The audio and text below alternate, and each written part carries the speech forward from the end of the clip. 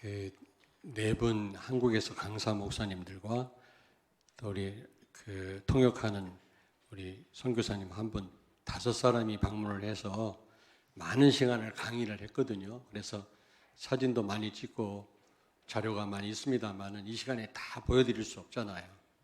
그래서 간단하게 보여드렸고요.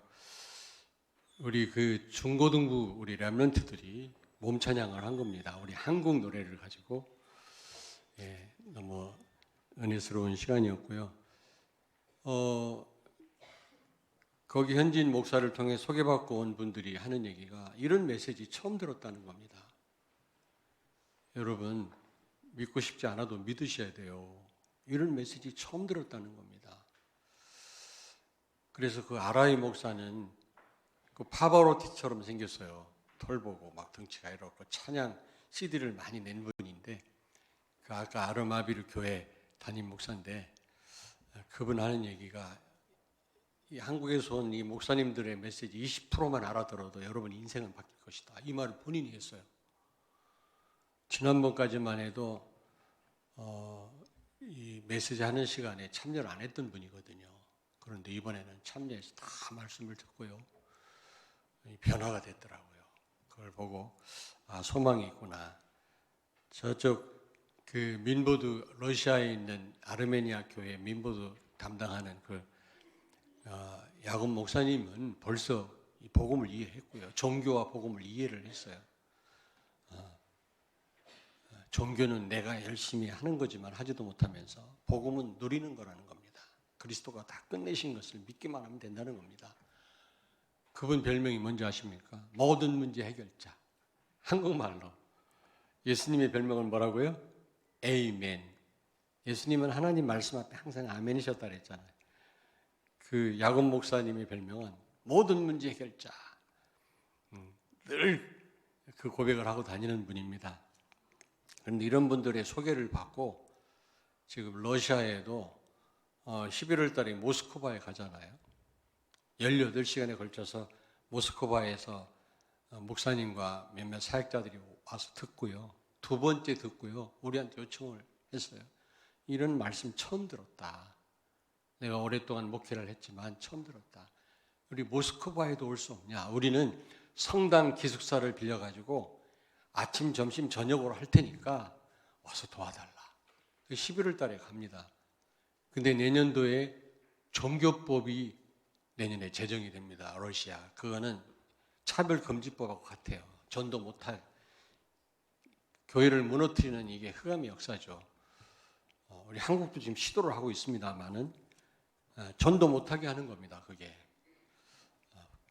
그래가지고 지금 여러분 기도가 필요하고요. 그래서 내년도에는 여러 군데에서 지금 집회 부탁이 들어와서 민보드에서 교회에서 했었는데 교회에서 하기가 어렵지 않겠나. 이제 차별 그 종교법이 통과가 되면 그러면 소치라고 하는 동계올림픽 했던 장소에서 모여서 여러 군데에서 온 분들 모여가지고 같이 이런 호텔이나 이런 데를 빌려가지고 지금 집회 계획을 가지고 있거든요. 우리 그 러시아에서 35년 선교했던 선교사님이 통역을 하는데 이분 하는 얘기가 내가 러시아에서 35년 선교를 했지만 이런 분들 처음 봤다는 겁니다. 너무 순수하고 사랑이 많고 복음에 대한 열정이 많아요. 이분들이 무엇보다도 1차 세계대전 당시에 튀르키예 아까 그 아라라산 만년설이 있더라고요. 백두산보다 훨씬 높더라고 그 산이. 근데 그 노아의 배가 그 위에 그 아라라산 꼭대기에 졌고 거기에 걸쳤다고 그랬잖아요. 그런데 그 튀르키예가 이슬람인데 이 사람들이 기독교 말살 정책을 펴서 1차 세계대전 당시에 150만 명을 학살했어요. 아르메니아인을.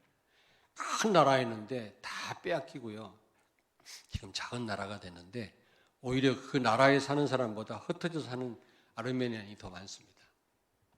흩어진 사람들 여러분 생각나시지 않습니까? 하나님이 특별히 러시아에 많이 흩어놨거든요.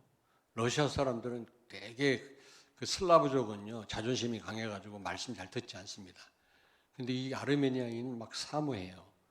이런 사람들을 처음 봤다는 겁니다. 그 선교사님이.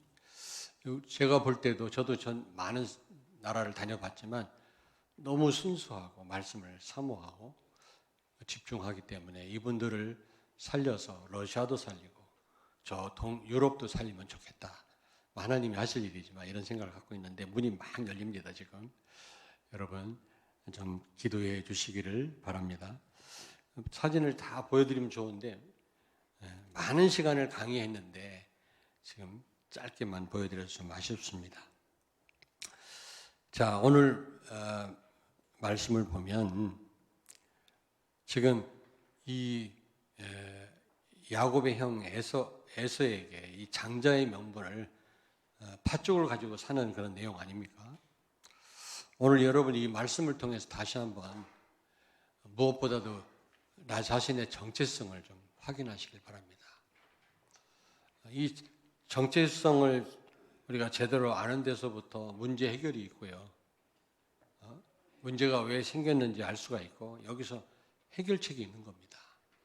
이 정체성이 흔들리면 다 흔들리는 거거든요. 내가 누군지 모르는데 여러분 거기에 모든 문제가 생기지 않겠습니까? 여러분 안 그래요? 내가 누군지 모른다.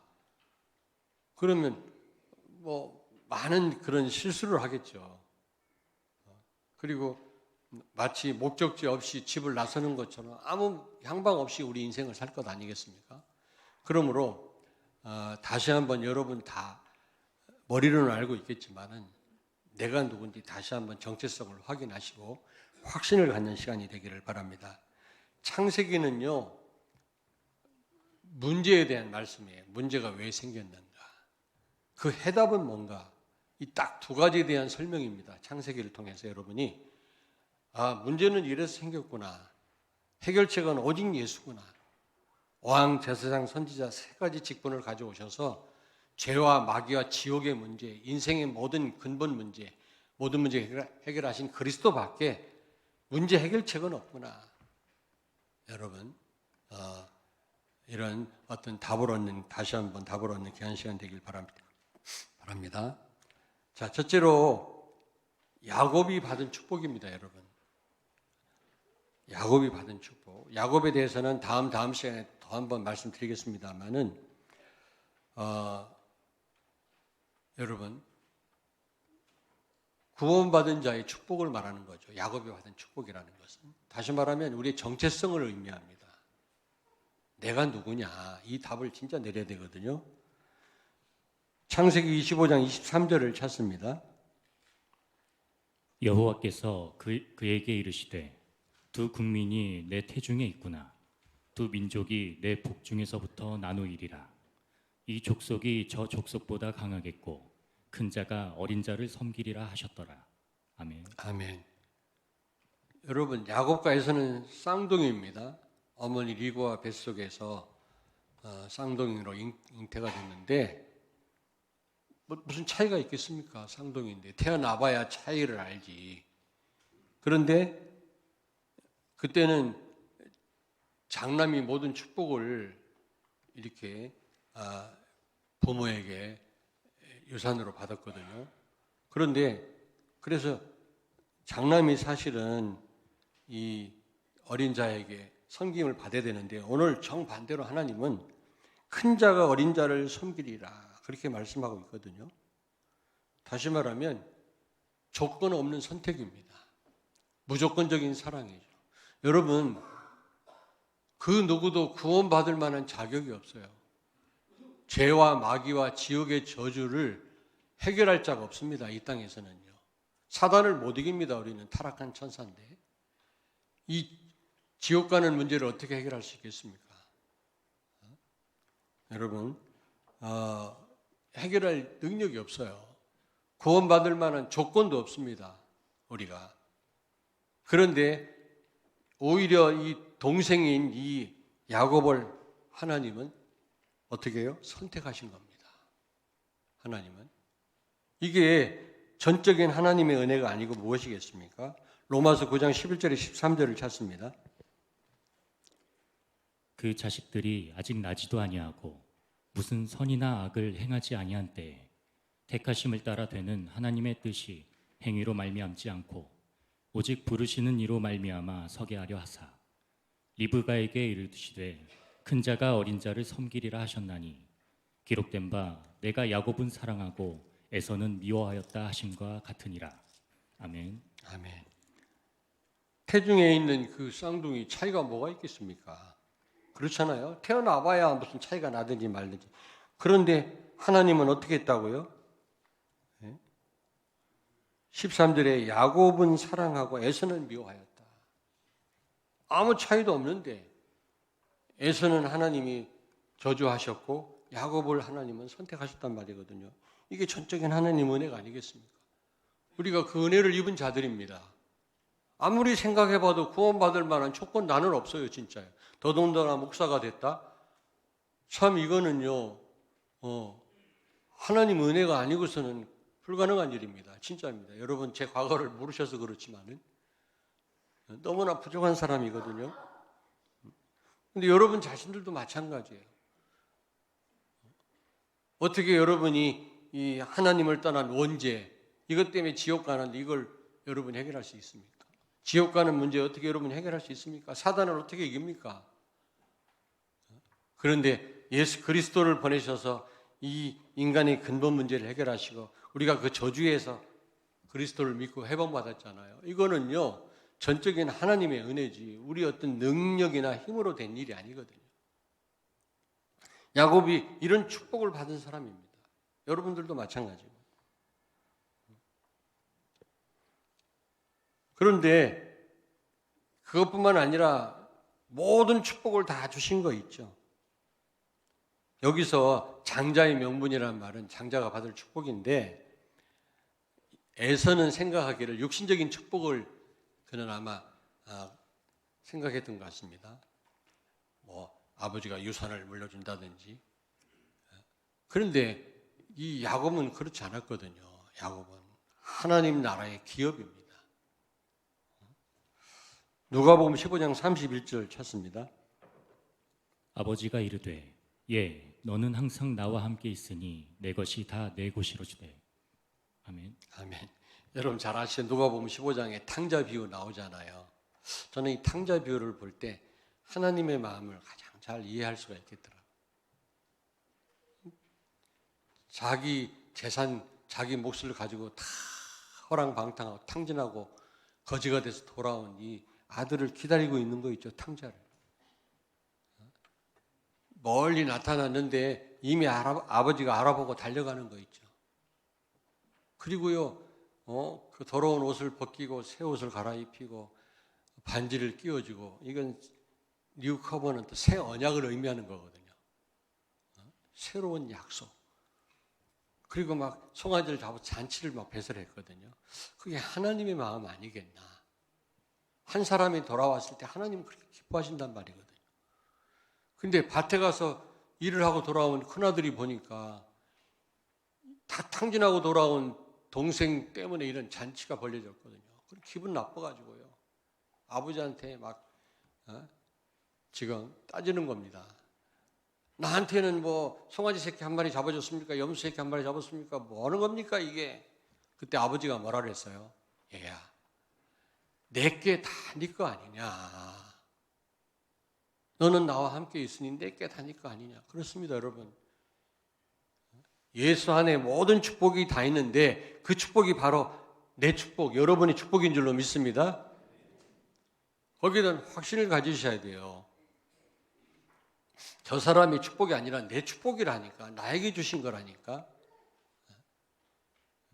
우리 세계복음화 이전에 엄청난 그 축복이 나에게 와 있음을 아셔야 돼요.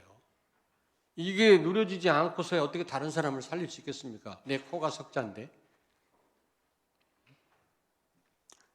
그런데 이 야곱이 실패했잖아요. 이미 문제 시작이 된 겁니다. 왜? 형에게 팥죽 한 그릇 가지고 장자의 명분을 샀거든요. 나중에 형이 그거 알고요, 막 죽이려고 했잖아요. 뭐 이것뿐만 아니지만은. 왜 그랬을까? 야곱이 왜 실패했을까? 이 정체성을 이게 상실한 겁니다. 잘 몰랐던 겁니다. 우리가 그러면 그래요. 여기에서 모든 문제가 시작된다니까. 내가 누군가 정확하게 아는 성도는 문제 와도 문제되지 않습니다. 요셉이 그랬잖아요. 다윗이 그랬고. 내가 누군지 모르면 여러분 이렇게 문제를 일으킬 수밖에 없어요. 답도 없고요. 에베소 2장 8절을 찾습니다. 너희는 그 은혜에 의하여 믿음으로 말미암아 구원을 받았으니 이것은 너희에게서 난 것이 아니요 하나님의 선물이라. 아멘. 아멘. 구원은요 하나님의 은혜로 믿음으로 얻은 겁니다. 그런데 하나님의 선물이라고 그랬습니다. 선물은요 누리면 돼요. 무슨 얘기인지 아시겠습니까?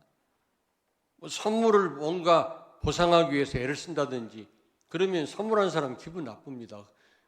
뭐 보상받게 선물한 게 아니거든요. 그냥 감사함으로 누리면 선물한 사람이 기뻐하거든요. 여러분 그리스도 모든 문제 해결자 우리에게 선물로 주시지 않았습니까? 그분이 나와 함께 계시다면 그 어떤 것도 문제되지 말아야 돼요. 모든 문제 해결자라면서 예수님이. 근데 우리는 늘 문제에 빠지고요. 또 그리스도는 놔두고요. 뭔가 내가 어떻게 하면 하나님 기쁘게 할까, 착하게 살까 노력합니다. 그거 필요 없습니다, 여러분. 그리스도 누리면 삶이 따라오게 돼 있어요. 착한 사람 불신자 가운데 얼마나 많아요. 하나님 보실 때 아무 그거는 의미가 없습니다. 그리스도를 누림으로, 복음을 누림으로 성령의 인도받는 가운데 삶이 나타나야 그 삶을 하나님이 기뻐하는 거지. 내 노력으로 내가 착하게 사는 거 절간에 가도 많습니다. 그런 선행은 하나님 하나 기뻐하지도 않습니다. 다시 말하면 이 야곱이 은혜를 망각한 거예요. 조건이 있어서 구원받은 게 아니거든요. 둘째가요. 장자가 받을 축복을 받았는데 조건 없는 이 하나님의 무조건적인 사랑을 받았는데 이거를 망각한 거예요. 뭔가 내가 하면은 이 축복을 내가 차지할 거다 해서 팥죽 가지고 거래를 한 거 있죠. 로마서 8장 32절을 찾습니다. 자기 아들을 아끼지 아니하시고 우리 모든 사람을 위하여 내주신 이가 어찌 그 아들과 함께 모든 것을 우리에게 주시지 아니하겠느냐. 아멘. 뭐 여러분들한테 너무 많이 예화를 들어서 더 이상 하기가 좀 그런데 강도가 들어와가지고 여러분들한테 무기로 위협을 하고 다 내놓으라면 다 내놓지요. 특별히 여자분이라면 무슨 힘이 있습니까? 뭐 결혼할 때 받았던 귀한 폐물이라도 내놓으면 내놓을 겁니다. 그런데 잠자는 여러분의 자녀 손가락을 잘라달라면 잘라줄 부모가 있습니까? 정신병자 아니고는 그럴 엄마가 없을 겁니다. 부모가. 안 그래요? 죽으면 죽었지. 야 이놈아 나를 죽여라 했지. 잠자는 자녀의 손가락을 잘라서 강도한테 바칠 사람은 없다 이 말이에요.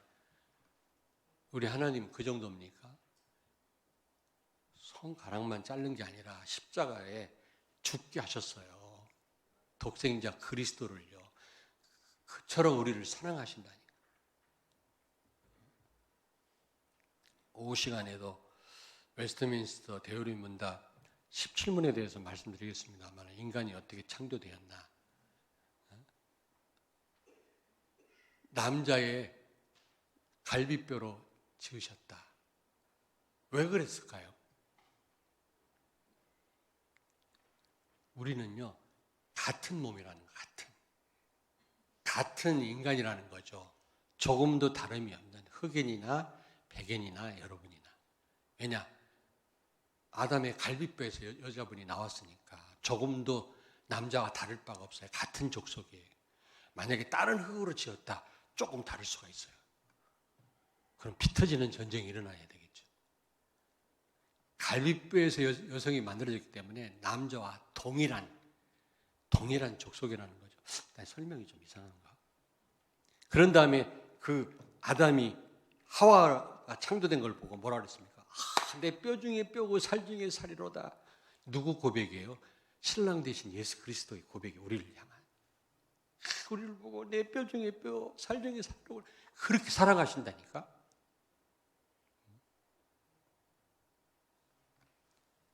그 아담의 고백이 둘째 아담인 예수님의 고백을 의미합니다, 여러분. 그렇게 하나님이 우리를 사랑하신다니까요. 그렇게 독생자를 보내시기까지 우리를 사랑하신 하나님, 뭐가 아까워서 안 주시겠습니까, 여러분에게? 어떤 면에서 자녀가 요구할 때 할 수만 있으면 다 해주고 싶더라고. 부모 마음이야. 어떤 부모는요, 해줄 수가 없으니까 눈알이라도 팔아서 해주고 싶다는 부모가 있더라고. 이게 부모의 마음인데 하나님은 말할 것도 없어요. 독생자 그리스도까지 십자가에 죽게 하신 그 하나님이 우리에게 그리스도와 함께 모든 걸 다 주셨다 그랬어요.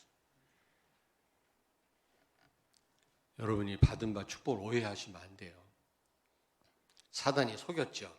하와한테 딱 와가지고. 하와를 왜 속였다고 그랬지? 여성이 연약해서 여성을 사단이 접근했다고 그랬나? 창세기 3장 1절에 여성이 연약한 게 아니야. 무서워. 늙을수록 여성이 파워가 더 세. 우리 집사람 비유 맞추려고 내 애를 쓰잖아. 남자분들 지금 힘 있다고 함부로 하지 마세요. 나중에 얻어 터져요. 우리 어머니 양로원 하셨잖아요. 노인들 보니까 그렇더라고. 늙어가지고 자식들한테 버림받고 바람 피우고 이래가지고 비참하게 되는 노인들 너무 많이 봤어요. 힘 있다고요. 막 살면 안 됩니다, 여러분. 그렇다고 또 와이프한테 너무 덜덜덜 떨지 말고. 하와한테 왜 왔냐? 여성이 약해서 유혹에 잘 넘어가서가 아니라 아담을 통해서 선악과 따먹으면 안 된다는 말을 간접적으로 들었거든요. 메시지 확실하게 붙잡는 게 중요하고 전달을 잘해야 되는 거예요. 그러니까 이 하와가 흔들리지 벌써 잘못 받았기 때문에 간접적으로 받았기 때문에. 뭐라 그럽니까 사단이? 에덴 동산에 있는 나무 열매를 다 따먹지 말라 하시더냐. 하나님이요 선악과 열매만 따먹지 말고 다 따먹으라 그랬거든요. 근데 사단은 뭐라고 그랬어요? 다 따먹지 말라 하시더냐. 마치 하나님 우리에게 큰 손해를 끼치는 그런 분인 것처럼 사단은 속여. 야 예배 드린다고 밥 먹여주냐? 하나님 믿으면 뭐 특별하냐? 하나님 진짜 계시냐? 무식하면 가만히 있으면 돼요. 지난번에 순회 헌신 예배 제주도 갔을 때 누구죠? 이건희 무슨 미술관이 있더라고. 거기 전시회한데 갔더니 전시회가 끝났대. 못 봤습니다만.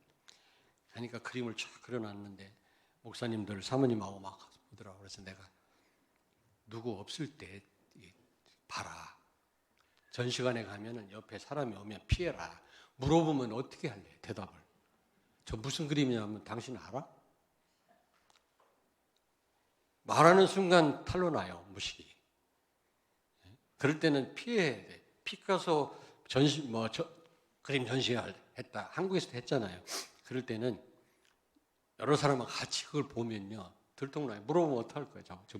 저게 도대체 그림이냐? 손으로 그린 거냐? 발로 그린 거냐? 물어보면 뭐라고 할 겁니까? 하나님이 없다 하는 자는 이미 어리석은 자니라. 안 보여서 우리가 없다고 생각하지. 나도 그렇게 생각했어요. 모태신앙이라 모태신앙이야.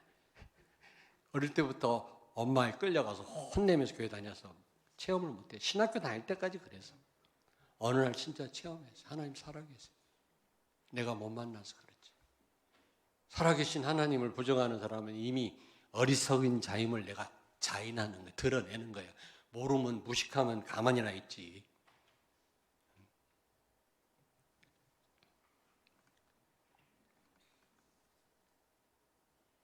오후 시간에 설명하겠습니다. 왜 진화론을 얘기를 하냐? 진화론은요, 모든 도덕과 윤리를 무너뜨리는 거예요. 짐승이 진화돼서 사람 됐다. 엄한 짓을 다 해도 괜찮아. 짐승처럼 살아도 돼. 왜냐? 우리 조상이 짐승이니까, 원숭이니까. 그래서 짐승처럼 사는 겁니다. 이 지구촌이 짐승 동물원이 된 거예요. 진화론 때문에. 그러나 하나님 우리를 창조하셨다. 생각이 달라져요. 삶이 달라져요. 이 사단의 전략인 거 있죠. 오후 시간에 많이 참여하시라고 미리 말씀드리는 겁니다. 여러분이 그리스도 알아도요, 충분히 응답받고 세계 살릴 수 있지만 성경을 제대로 깊이 있게 알면 그리스도를 더 그리스도답게 설명할 수가 있어요. 더 깊이 있게, 확실하게. 그래서 그리스도 알고 누린다고 여러분 성경을 아는 일에 속으로 안 돼. 그러시면 안 돼요. 오후 시간에 참여해서 좀 좋은 기회입니다. 좀 구체적으로 그리스도를, 성경을 깊이 아는 그런 기회가 되기를 바랍니다. 시간이 많이 갔네. 자, 여러분, 이 축복을 오해한 거예요. 이 야곱이요. 그리고 세 번째로 요한복음 10장 28절부터 29절까지 읽어주시기 바랍니다.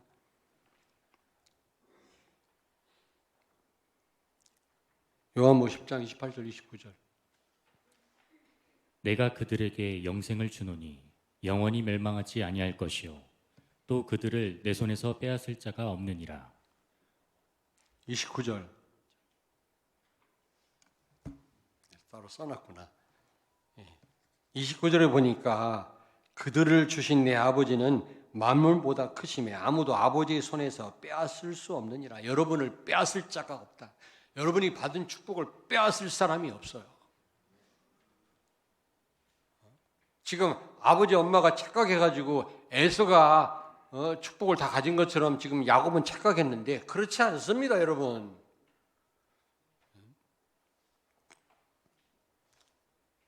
여러분 자녀가 불신자처럼 막 최고로 공부하고 뭐 어마어마한 준비 안 하니까 불안하십니까, 학부형들? 괜찮습니다, 여러분. 그렇다고 여러분 자녀를 그냥 키우란 말 아니에요. 가능한 욕심을 가지고 제대로 교육을 하십시오. 그러나 막 지나치게 자녀에게 막 묶여가지고 말이지, 불신자처럼 저쪽 집 옆집 아줌마 엄마 얘기 들어보니까 우리 애를 어떻게 교육을 하고 어떻게 하는데 나는 뭐지? 그렇지 않습니다. 그렇다고 받은 바 축복 빼앗기지 않습니다, 여러분. 대안학교에서 우리 애들 키우잖아요. 오직 예수 되면 끝나는 거예요. 그 속에 다 있어요, 축복이.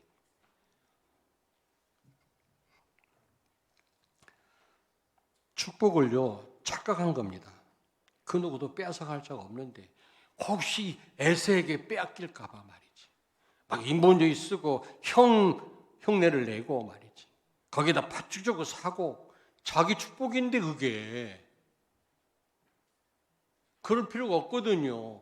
뭐 불효할 것도 없어요. 불신자를요, 여러분요. 하나님 은혜로 택함받은 하나님 자녀에게만 주신 이 축복을 여러분요, 그 누구도 빼앗아갈 자가 없고 여러분요, 경쟁 상대가 안 되는 겁니다.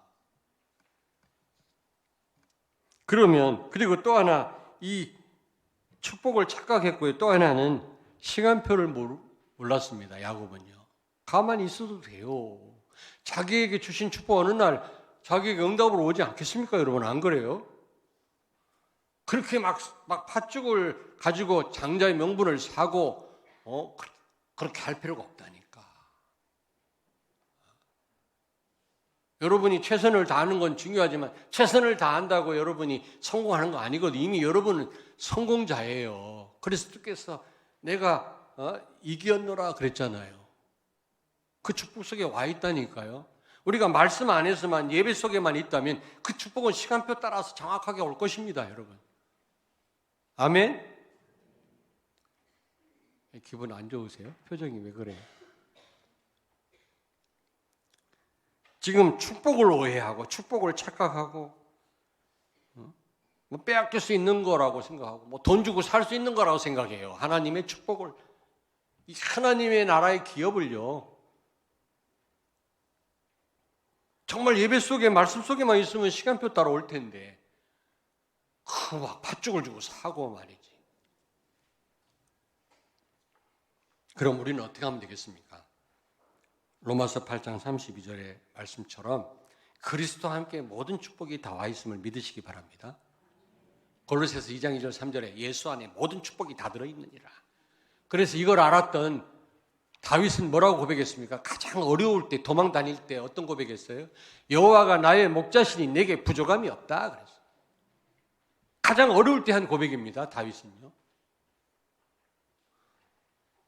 우리 렘넌트들이 이런 고백을 할 수 있다면 세상을 정복할 줄로 믿습니다. 그 어려운데도 렘넌트가 그리스도가 나와 함께 계시니 내게 부족함이 없다. 우리 집은 가난하지만 내게 부족함이 없다. 이런 고백할 수 있다면 그 렘넌트는, 그 후대는 세상을 뒤집을 겁니다. 나는 그렇게 확신합니다. 대안학교를 나올 때 우리 렘넌트가 그렇다. 예수는 그리스도다. 모든 문제 해결자다. 여호와가 나의 목자신 내게 부족함이 없다. 이런 고백하게끔 만들 겁니다. 진짜입니다. 살아도 되고 죽어도 되고 모든 성공과 실패가 하나님 손에 있습니다. 아멘. 이런 렘넌트 만들 거라니까. 팥죽 주고 여러분 노력하고 돈 내고 여러분 자녀 교육 잘 시켜보십시오. 중요합니다. 그거 갖고 된 일이 아니라니까.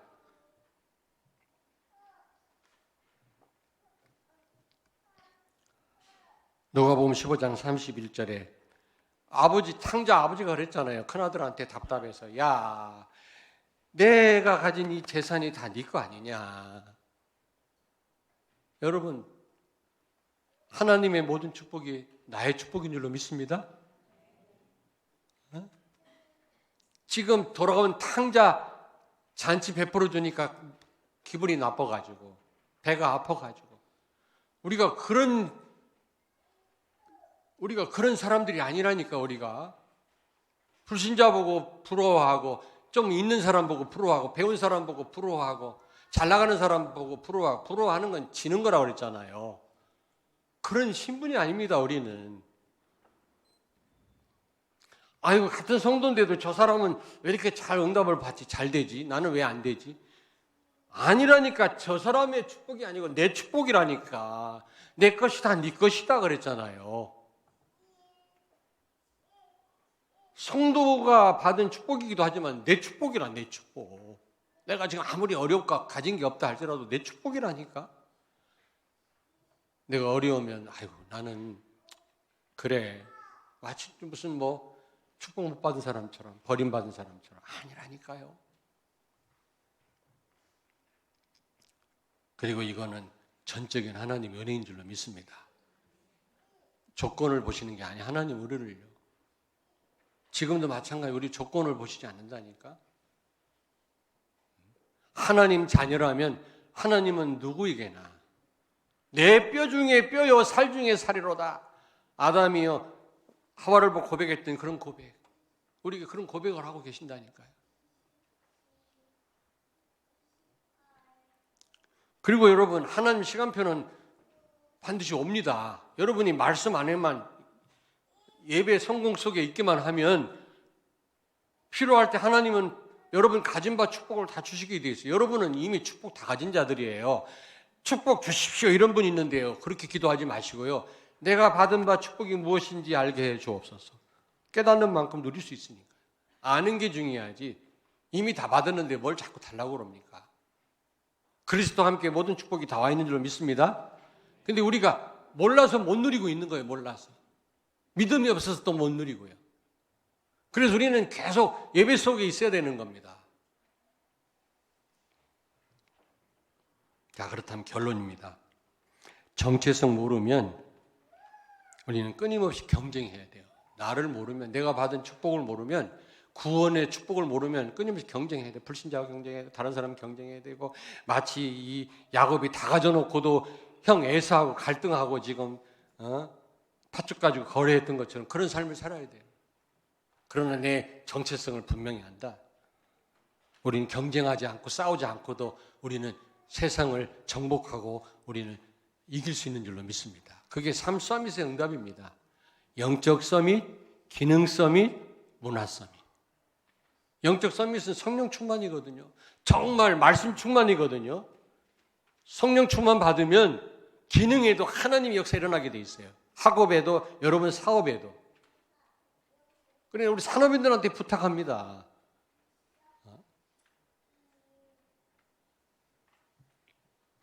성령 충만 받으면 하나님이 만남의 축복을 주세요. 여러분의 사업에 유익한 사람들을 만나게. 그렇지 않으면요, 막 사기당하고 어려움당하고 그러잖아요.